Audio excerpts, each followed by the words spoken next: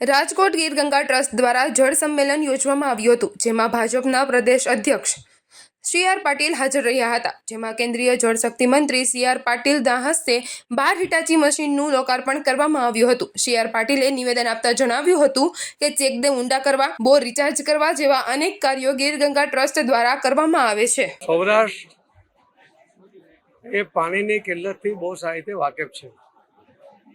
માનનીય પ્રધાનમંત્રી શ્રી નરેન્દ્ર મોદી સાહેબે આખા દેશમાં એટલા જ માટે જલ સંચય, જન ભાગીદારીથી જન આંદોલનની જ્યારે વાત કરી ત્યારે સૌરાષ્ટ્રમાં ગીર ગંગા ટ્રસ્ટ રાજકોટમાં એમણે જે કામ શરૂ કર્યું હતું એને પ્રોત્સાહિત કરવા માટે એમનું કામ જોઈને રાજ્ય સરકારમાંથી પણ મુખ્યમંત્રી શ્રી ભૂપેન્દ્રભાઈ પટેલ અને નાણામંત્રી શ્રી કનુભાઈ દેસાઈ એમની સાથે પણ ચર્ચા કરીને લગભગ 11 હિટાચી એટલે 15 કરોડ રૂપિયાનું ફંડ એમને CSRમાંથી મળ્યું।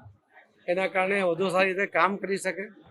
આખા દેશમાં લગભગ 7 થી 8 મહિનામાં 32 લાખ જેટલા નવા સ્ટ્રક્ચર બન્યા છે અને એની અંદર સરકારનો હજુ સુધી એક પણ રૂપિયો અમારા મંત્રાલયમાંથી વાપર્યો નથી। એનો મતલબ છે કે લોકો જનભાગીદારીથી આટલું મોટું કામ એ કરી શક્યા છે।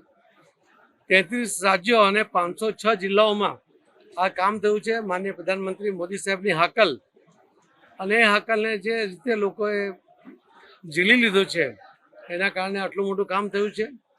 જે રીતે આ કામ ચાલુ રહ્યું છે, હું એટલો વિશ્વાસથી કહી શકું કે આવનારા દિવસોમાં સૌરાષ્ટ્ર હોય કે આખા દેશના કોઈ પણ રાજ્યમાં પાણીની કોઈ પણ મુશ્કેલી પીવા માટે હશે, સિંચાઈ માટે હશે કે ઇન્ડસ્ટ્રી માટે હશે, એમને પૂરતું પાણી મળી રહેશે એવો મને વિશ્વાસ છે। પ્રપોઝલ આવશે એટલે DPR આવ્યા પછી ચેક કર્યા પછી અમે એને મંજૂરી આપતા હોઈએ છીએ। એ આવશે એટલે અમે કામ કરીશું, પરંતુ આજે પ્રાથમિક ધોરણે હું એના માટે કંઈ કહી ન શકું।